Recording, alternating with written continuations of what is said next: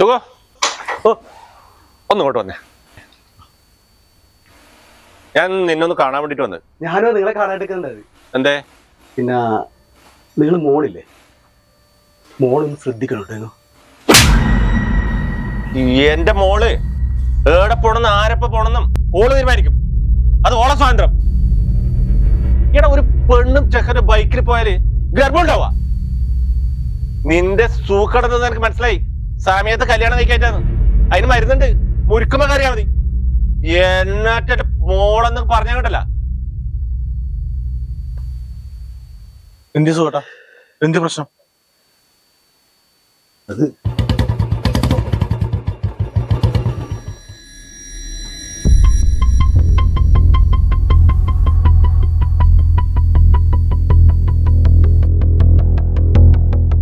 നീ ജഗദീഷിന്റെ മോളല്ലേ?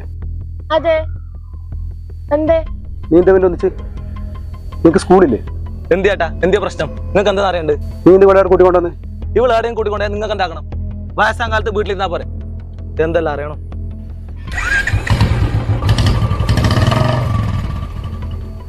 എന്ത് സുഖം, എന്ത് പ്രശ്നം? എനിക്ക് ആ കുഞ്ഞിനെ അറിയാന്ന്. ഓളെന്തിനും ഓൻ്റെ ഒക്കെ ഇങ്ങനെ കറങ്ങുന്നേ? ഓനാളത്ര ശരിയില്ലാന്ന്.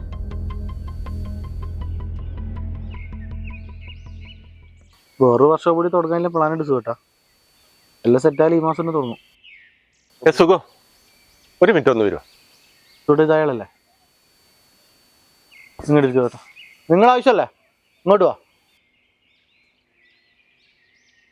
എന്താ നീ ഒന്ന് എന്റെ മോളെ ശ്രദ്ധിക്കണം എന്ന് പറഞ്ഞില്ലേ? അതിനിപ്പോ എന്തായാലും പോലീസ് സ്റ്റേഷനിൽ വിളിച്ചിട്ടുണ്ടായിനി. എന്റെ മോള് കഴിയുമ്പോൾ എന്തോ കഞ്ചാവോ MDMA എന്തോ പിടിച്ചു എന്ന് പറഞ്ഞു. മോളെ കൂടെ ഉണ്ടായ ചെക്കനെ കുറിച്ച് എനിക്കൊന്നും അറിയോപ്പാ? ഒന്ന് നിങ്ങൾ എന്റെ പോലീസ് സ്റ്റേഷനിലേക്ക് വരും. അത് പറയാനല്ലേ പച്ച മലയാളത്തിൽ ഇയാളൊന്ന് ശ്രമിച്ചേ. അപ്പൊ നിങ്ങൾ എന്തിയാ പറഞ്ഞു? എന്റെ മോളെ കാര്യത്തിൽ ഇടപെടേണ്ട, ആണും പെണ്ണും ഒരുമിച്ച് പോയാൽ ഗർഭം ഉണ്ടാവുന്നല്ലേ?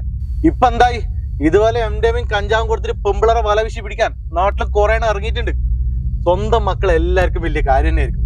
പക്ഷെ അവരെവിടെ പോന്ന്, എന്തിനു പോന്ന്, എങ്ങനെ പോന്നാലും പിറകെ നടന്ന് അന്വേഷിക്കണം. അല്ലെങ്കിൽ ഇതായിരിക്കും അവസ്ഥ. സുഖട്ട പോണ്ട സുഖട്ട, ഒറ്റക്ക് പോയാ മതി.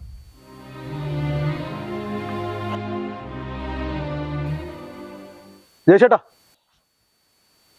ഞാൻ വരാം.